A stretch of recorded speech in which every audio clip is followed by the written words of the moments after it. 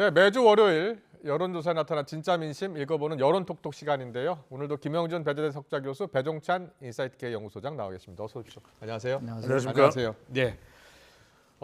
매주 월요일 갤럽 조사, 또 리얼미터 조사, 대통령 지지율, 정당 지지율 살펴보고 있는데요. 오늘 나온 조사부터 볼까요? 리얼미터 조사에서는 윤석열 대통령 지지율이 소폭 상승했고 갤럽 조사에서는 떨어졌습니다. 자, 대통령 지지율부터 분석해 주세요. 저희 그 여론 톡톡에서 민심 지표 분석한 게 한 2달 정도 되는데요. 그런데요? 거의 변화가 없습니다. 그렇습니다. 한번 그 리얼미터 한번 조사 한번 보세요. 예. 지금 오늘 발표한 거를 보면 35.6인데 이걸 9월 2주 때 거를 한번 볼까요? 네. 35.5입니다. 35.5. 그러니까 거의 11시 거의 똑같잖아요. 그러니까 네. 이 말은 뭐냐면 뭔가 국정 운영에 대해서 국민들이 열망하고 기대하는 부분이 분명하게 아직까지 충족되고 있지 못하기 때문에 제가 우리 지난 시간에도 얘기했지만 한 2주간은 이렇게 올라갔다 또 떨어지고 다시 올라갔다 떨어지는데 다 30%대 중반에서 이렇게 고착화되고 있다는 거를 다시 한번 보여주는 건데요. 네. 물론 한국갤럽도 뭐 비슷하지만 갤럽 조사도 볼까요? 뭐 34% 정도의 갤럽 조사는 2%포인트 떨어졌어요. 예, 그러니까 다시 얘기해서 4주 동안 쭉 올라갔다가 좀 떨어지고 있는 부분들이 있는데요. 이게 지금 볼 때 최소한도 국정 운영의 변화가 큰 폭으로 일어났다고 한다면 거의 40%대 육박해야 돼요. 그래야지만이 이게 뭔가 변화가 오겠구나 생각이 드는데 지금은 제가 볼 때는 뭐 거의 지금 대통령이 외교 성과도 많이 거론되고 있음에도 불구하고 역시 내체에 대한 문제가 기대한 만큼의 효과가 나오지 않고 있기 때문에 나온 현상들이 아닌가라고 저는 조심스럽게 진단해 봅니다. 그렇군요. 직무수행 평가 이유, 긍정평가 외교가 34, 부정평가는 경제민생 물가 22로 나왔습니다. 분석해 주세요. 결과적으로는 이제 윤석열 대통령 지지율이 추가적으로 상승하지 못하는 박스권에 갇혀 있는 이유는 결국 외연 확장성 때문일 겁니다. 그러니까 파격적인 게 필요하다라는 걸 계속해서 말씀드렸습니다. 중도층, 무당층 그리고 MZ세대 수도권을 유입하기 위해서는 그런 2030 세대를 유입할 수 있는 특히 20대가 중요할 겁니다. 이준석 전 대표와의 이런 사람 관련된 문제, 갈등, 또 불협화음 이런 부분들에서 분명히 이탈도 있습니다. 그리고 지역적으로도 대구에는 많이 공을 들이고 있지만 그러면 부산, 울산, 경남은 뭐냐, PK 지역은 뭐냐, 수도권에는 김포시 서울 편입이나 서울 인근 도시 서울 편입 이야기는 있지만 근본적으로 또 소상공인들을 위한 대책은 뭐냐. 그러니까 이제 지역적 접근도 중요하겠지만 바로 좀 연령대별로 좀 볼까요? 연령대별, 지역별 차례로 보시죠. 연령대별로 보시면은 20대의 경우에는 지금 내려갔죠. 내려갔고 또 30대의 경우에는 올라갔다고는 하나 22%입니다. 연령대에 맞는 지지율을 윤석열 대통령 긍정 지지율을 가져가는 것이 좋다라는 말씀을 드린 바가 있어요. 그러니까 적어도 20대는 20% 이상, 30대는 30% 이상, 40대는 40% 이상인데 그러면 40대는 손 놓고 있을 겁니까? 그건 아니지 않습니까? 그러면 화이트 칼라 근로자들에게는 어떤 정책을 했을 때 이들이 그래도 민주당과의 경쟁에서 또는 정부의 정책에 대해서 선호하는 쪽과 선호하지 않는 쪽의 경쟁에서 윤석열 대통령이 더 긍정적으로 이들의 지지를 얻어낼까? 그렇다면 40대를 위한 정책은 뭔가가 있어야 되겠죠. 특히 이제 50대의 경우에는 거의 절반 가까이 지난 대선에서 득표를 냈던 윤석열 대통령이라면 50대에서 50% 정도를 얻어낼 보관은 뭔가. 그러니까 이게 팍팍팍 전략입니다. 그러니까 파격적인 게 한 번 나오면 지지층 정도만 이제 결집하는 정도가 될 겁니다. 여기서 이제 대륙주, 대구, 경북 60대 주부층 이미 우리 시청자분들 다 외우고 계실 겁니다. 여기서 한 번 더 파격, 또 파격 이렇게 나가야 지지율이 중도를 뚫고 더 위로 올라갈 수 있는데 그 부분이 상당히 중요하다라고 분석을 해드릴 수밖에 없습니다. 그렇군요. 세대별로 봤고요. 지역별로도 좀 분석해 주세요. 김현주 교수님. 실제로 보면은 조금 전에 우리 배 소장님 말씀하신 것처럼 우리가 연령하고 지역이라는 거를 많이 얘기하고 있는데 연령은 구도를 보고 얘기를 하는 겁니다. 그러니까 2050이 지금 비슷한 표의 행태를 보였다는 게 중요한 것이죠. 그러니까 뭐가 뭐 몇 퍼센트 올라가려는 게 아니라 20하고 50이 여전히 묶여 있다는 것은 굉장히 위험한 신호라는 걸 말씀을 좀 드리고요. 세대별로? 세대별로. 잠깐 더 보여주세요. 지역별로 보면 재밌는 거는 서울 지역이 많이 떨어졌어요. 한국갤럽에서는 이제 9.0% 이렇게 추락하고 있고 PK하고 TK 수도권에서는 거의 변화가 없는 겁니다. 자, 그렇다면은 이 부분을 우리가 어떻게 해석을 해야 되느냐라는 부분이 있거든요. 예, 예. 이게 지금 가장 문제가 되고 있고 가장 논쟁이 되고 있는 김포시 서울 편입과 관련된 문제와 혹시 연관된 거냐. 그러니까 예를 들어서 서울시가 김포시 서울 편입에다가 비중을 두지를 말고 예. 그 서울시 내에서도 굉장히 낙후된 지역들이 많거든요. 네네. 강북 지역 같은 데를 포함해서 그런 쪽에다 훨씬 더 비중을 두고 같이 함께 가야 되는데 이 모든 것이 다 김포시 서울 편입이 서울시 정책으로 가기 때문에 올 수 있는 나름대로 일부 일탈이 저렇게 9.0%라고 하는 굉장히 많이 추락한 모습을 보였다는 것을 한 번 정도는 고민을 해야 될 부분이 아닌가라는 생각을 좀 하게 되는 거고요. 예. 조금 다른 거는 갤럽에서는 지금 대구 경북하고 부산 울산하고 이제 거의 비슷하게 나타나지만 네, 네. 또 하나는 이 대구에서는 긍정이 부정보다 높지만 예. 여전히 부산에서는 긍정보다는 부정이 더 많다는 그러네요. 거죠. 그런데 예. 부산 엑스포 이제 얼마 남지 않았지 않습니까? 예. 혼심을 다해서 지금 부산 엑스포에다 총력전을 비우고 있는데도 불구하고 왜 부정이 긍정보다 높을까라는 부분에 대해서도 한 번 정도는 고민을 좀 해야 될 그런 점이 아닌가 생각을 합니다. 평가 한국 갤럽 부산은 41 긍정, 52 부정 이렇게 조사가 됐습니다. 짧게 말씀드리면 이 지역에서 이제 수도권의 경우에 윤석열 대통령이 지난 대선에서는 서울에서 승리를 했었거든요. 예. 그때 대통령이 이 승리를 거둘 수 있었던 지난 대선에서 윤석열 예, 대통령이 예. 결정적인 지역이 서울입니다. 서울에서 한강변을 중심으로 해서 전체적으로 25만여 표인가요? 30여만 표 가까이 더 이김으로써 전체 선거에서 이길 수 있는 결정적인 이유가 됐던 것이거든요. 그때 서울에서 민심이 윤석열 후보, 이재명 후보 쪽이 아니라 윤석열 후보 쪽 쏠렸던 이유는 문재인 정부의 부동산 정책에 대한 비판과 심판이었습니다. 그런데 지금 보면 국토교통부나 또는 정부로부터 뭔가 신박한 부동산 정책이 나오는 걸 들어볼 수 있습니까? 없다는 것이거든요. 왜냐하면 부동산 정책은 세 가지입니다. 3차원 분석을 해보면 하나는 어떻게 공급이 되느냐 명확하게 되고 그 일정대로 진행되는 것이 있어야 될 테고 세계 지금 글로벌 경기가 금리가 올랐기 때문에 부동산 시장이 좋을 수는 없습니다. 두 번째는 LH 사태가 두 번 다시 터지지 않도록 어떤 그런 혁신을 할 거냐. 마지막으로 중요한 게 이제 세금 제도입니다. 세금은 어떻게 합리적으로 제도를 안착시킬 것이냐. 이런 부분에 대한 종합적인 계획들이 계속해서 줄기차게 나와줘요. 더군다나 내년에 총선이거든요. 그렇다면 수도권 민심이 움직일 수 있는데 그것보다는 김포시 또 서울 인근 도시의 서울 편입 이것도 중요합니다. 상당히 주목을 받고 있습니다. 하지만 더 근본적으로 현장의 목소리를 경청해 볼 때 유권자들은 어디에 관심이 많은가 이 점에 집중적으로 더 귀를 기울일 필요가 있는 것입니다. 계속해서 정당 지지도 보겠습니다. 갤럽 조사에서는 양당 모두 하락했고요. 무당층은 2%포인트 올라서 27% 기록했고요.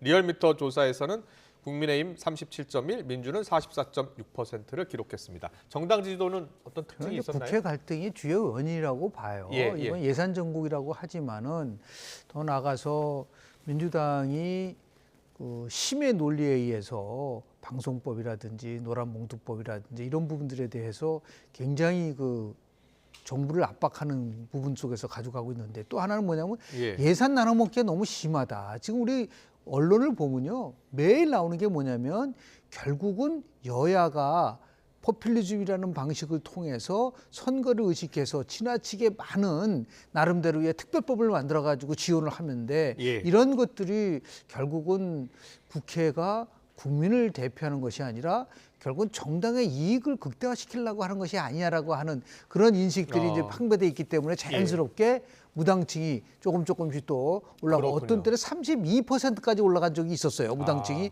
이런 식으로 해서 연말 예산 전국이 또 여야 간에 극단적으로 간다고 한다면 저는 무당층의 비율이 높아지면서 두 정당 거대 양당의 정당 지지도 추가적으로 하락할 수 있는 부분들이 좀 있다라고 저는 봅니다. 그렇군요. 어떻게 보셨어요?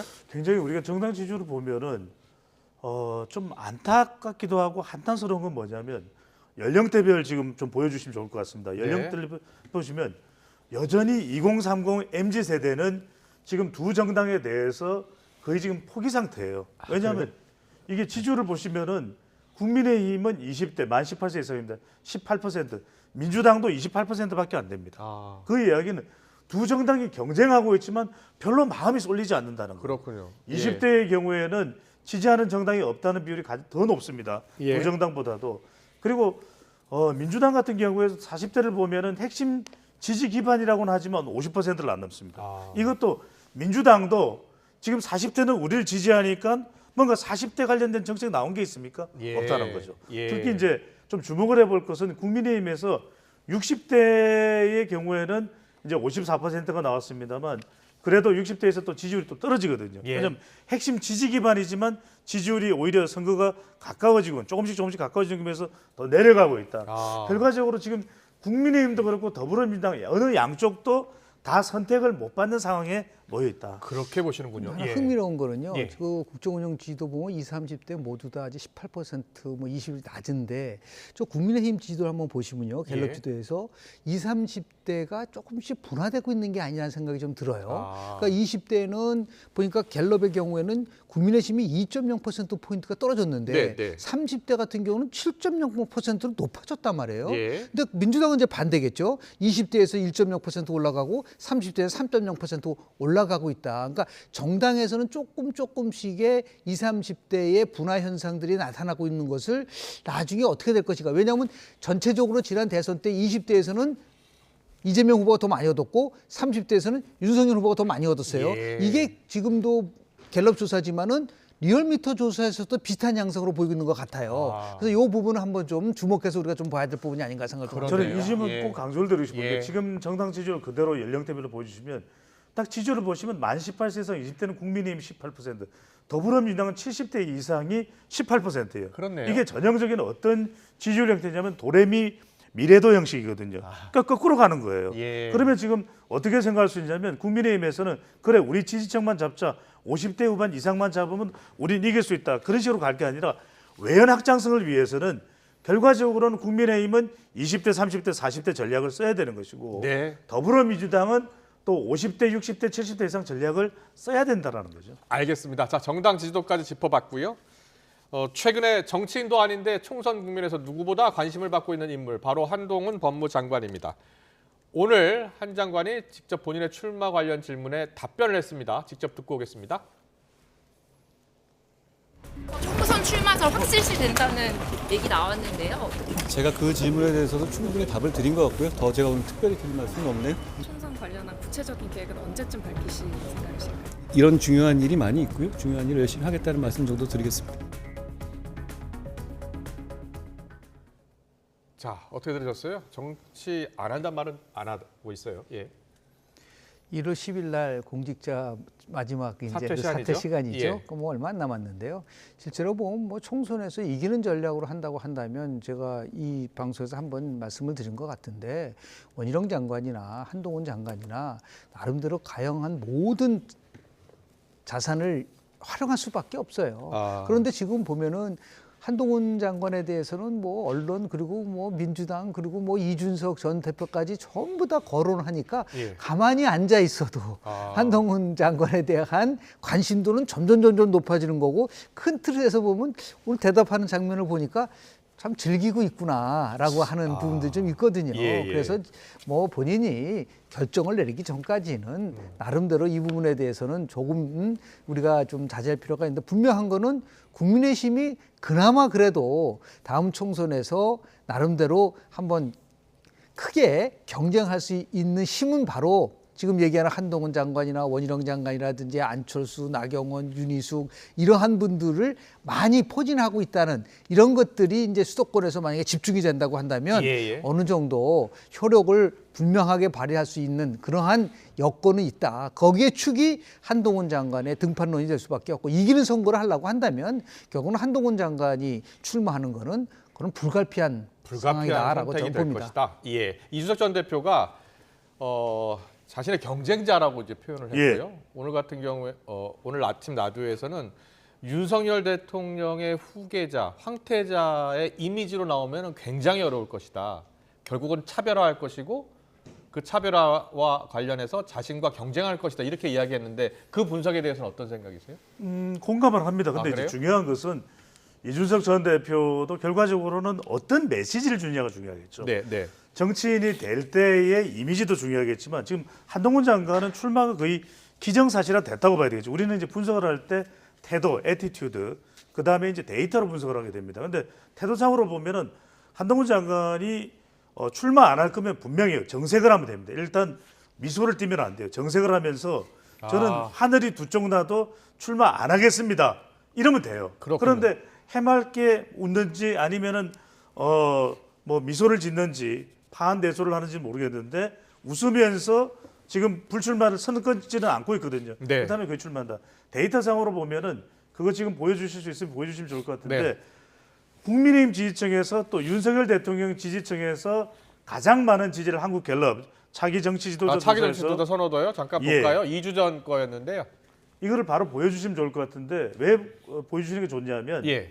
지금 전체적으로는 이재명 대표가 가장 높지만 국민의힘 지지층 그리고 예. 윤석열 대통령 지지층에서는 한동훈 장관이 가장 높아요. 자, 요즘에 대구가 얼마나 관심이 높아졌으면 대구 안 대구 네. 이게 유행어입니다. 대구냐 안 대구냐 예, 예. 이런 이야기가 나올 정도인데 지금 TK 지역에서 이 조사 결과 대구 경북에서 가장 지지율이 높은 사람이 한동훈 장관이에요. 네. 그 이야기는 뭐냐면 결국 이 조사에서 3%를 넣는 이준석 전 대표하고는 경쟁이 될 수밖에 없거든요. 예. 대구 경북뿐만 아니라 총선에 출마하는 경우에는 국민의힘 지지층이나 보수 성향 유권자에게 경쟁이 될 수밖에 없습니다. 그리고 네. 이 조사상으로 보면은 한동훈 장관이 우위에 있어요. 예. 이준석 전 대표보다는. 그러니까 이준석 전 대표는 상당히 한동훈 장관이 요주의 인물이고 경계 대상일 수밖에 없는 거죠. 그렇군요. 네. 자, 이준석 전 대표 언젠가 한동훈과 경쟁할 수도 있다라는 입장을 밝혔고요.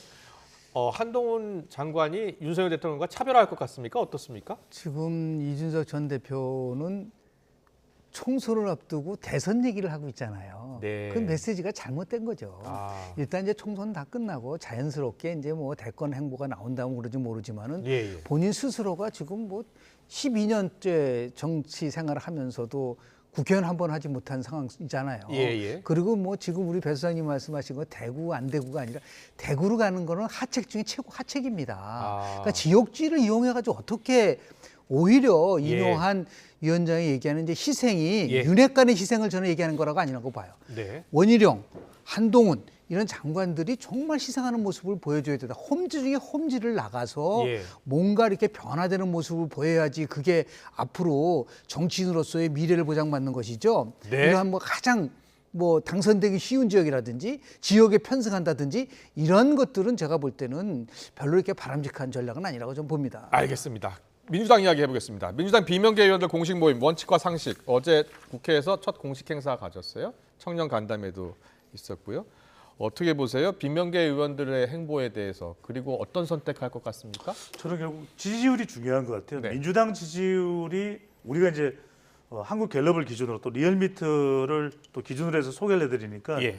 적어도 이 조사에서 리얼미터는 자동응답 조사는 대체적으로 더불어민주당이 높게 나오는 그런 추세인데 예. 자동응답 조사를 보면 적어도 이 더불어민주당이 국민의힘보다는 15%포인트 이상 앞설 때 특히 수도권에서 차이가 많이 날수록 그리고 한국 갤럽 기준으로 보면은 적어도 10%포인트 가까이는 민주당이 앞선다면 비명계가 행동을 취하기 힘들 거예요. 왜? 예. 민주당 지지율이 높은 상태에서 비명계가 이재명 대표의 반발에서 나갔을 때 독자적인 자기 세력화를 하기는 굉장히 어려워지는 거죠. 그런데 한국 갤럽 조사 기준으로 볼 때 민주당의 지지율이 특히 수도권에서 예, 예. 국민의힘보다 10% 정도 가까이 밀리고 있다. 그렇군요. 그런 오차범위 바뀌거든요. 그렇다면 비명계는 이대로는 도저히 안 되겠다. 그렇다고 해서 이 이재명 대표가 당 운영에 있어서 비명계의 목소리를 반영해서 바뀌는 것도 아닐 테다. 네. 그러면 적어도 저는 공천이 좀 윤곽이 두드러지는 12월이든 1월이든 네. 행동으로 옮길 가능성이 상당히 높아질 거라고 예상을 합니다. 그렇군요. 그런데요. 핵심적 예. 사항은요. 12월 말이나 1월 초에 예. 지금 법원이 위중교사 문제와 대장동과 별도 심리하기로 돼 있지 않습니까? 네. 이게 12월 말이나 1월 초에 선거법 1심 판결이 나올 가능성이 굉장히 크다고 보는데 예. 거기서 만약에 100만 원 이상의 벌금형이 나오게 되면 결국은 민주당은 큰 혼란 속으로 빠질 것이다라고 저는 네, 보고 있기 네. 때문에 지금 비명계가 굉장히 위축되는 것 같지만 예. 이낙연 전 대표의 말도 굉장히 의미심장한 거예요. 네. 민주당이 도덕적으로 문제가 있다는 부분을 얘기를 하고 있기 때문에 이것도 제가 볼 때는 민주당도 네. 굉장히 앞으로 시간이 흐르면 흐를수록 큰 혼란 속에 빠질 수 있는 위험성은 분명히 존재한다라는 말씀을 좀 드립니다. 알겠습니다. 그런데요. 지난 주말 사이에 행정 전산망 오류. 사흘 동안 56시간 동안 정부가 제대로 된 대책 수습을 못했어요.